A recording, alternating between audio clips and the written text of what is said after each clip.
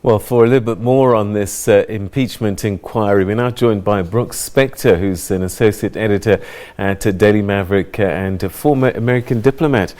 Brooks, always a pleasure to talk to you. Thanks so much for joining us.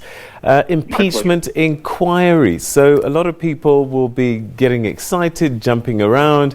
What does an impeachment inquiry mean? Nothing's happened yet, I guess.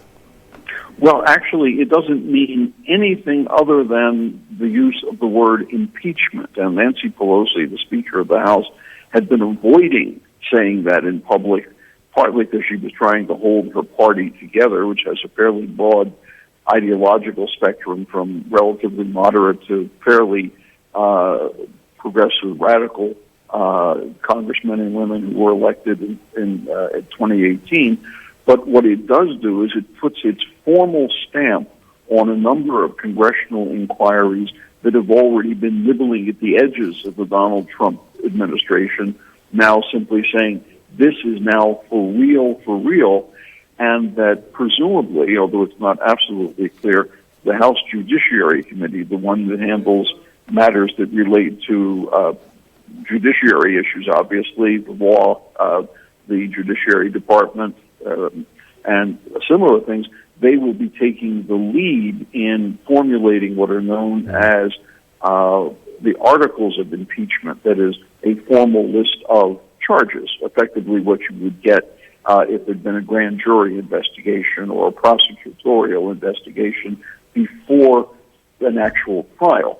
Now, the House of Representatives, which is controlled by Democrats, would then vote on this bill of articles of impeachment. It only takes a simple majority, which means that since the Democrats have a significant number in the majority, the likelihood that it would pass is strong. But then it would go to the Senate, which takes a 2/3 vote to pass it, but it's already controlled by Republicans who would, unless what has been brought out in the inquiry and then the articles of impeachment is so egregious and so clear and so obvious a traducing of law and custom, most Republicans would probably choose to say, when asked their vote, would say present or duck out and suddenly have an appointment, or vote against it, so that the chances of it actually being an impeachment and a conviction, that is removal from office, is low. But an impeachment, that is the list of charges, is now increasingly a high one. But the texture of it would be the deciding thing, because I know you want to mention this, Peter, that there's an election next year for president. And it'd be an awkward moment to run around and campaign for president with that thing attached to your leg the whole time. All right, so is there a risk for the Democrats in pushing for this impeachment? Oh yeah, no. I mean, this is a gamble, and the risk is, as you can imagine, in the court of public opinion. Let's say, for the sake of argument, that they bring together articles of impeachment and they make the charges, and the charges seem to you and me to be pretty reasonable, but to the vast majority of the country, maybe a little less so. And if that happens, then it looks like Donald Trump's charge all the time that the Democrats have been waging a hoax, a witch hunt, whatever his choice of words are today, then that makes it look like he is, quote unquote, a victim of all things. And that could have interesting and, for Democrats, dangerous effects in the election of 2020, which is not just for president, so it's for the entire Congress and 1/3 of the Senate, as well as hundreds and hundreds and hundreds of other state and local offices across the country. So there is a risk. This is a bit of a throw of the dice. And the funny thing is, we'll know in a couple hours when the release of the so-called full, accurate transcript of the conversation between Donald Trump and President Zelensky is released. President Trump has said he will release it, declassify it, send it out. That'll be available today, presumably, and the person who was the whistleblower, the anonymous individual, male or female, government employee, who was so alarmed by what he had either heard or read from the transcript some weeks ago that he filed a whistleblower's report, which was supposed to go ultimately to the Congress, but obviously has not yet. Part of the Whistleblower Protection Act, that these things are done and that the government then can't hunt you down because you blew the whistle. All right, so this complaint, there are concerns, of course, that the president won't release everything in its entirety and there may be some things left out.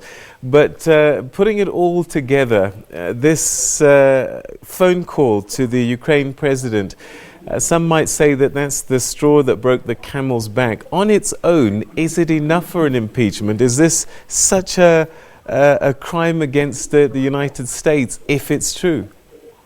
Well, making a phone call to a new president obviously is something that one does, but hinting, wink, wink, nudge, nudge, sort of like to say to the new president, look, I know there's this package of aid that we need to send to you and has been voted upon, but there's this little matter of my potential rival and his son that we really, really think you should be investigating.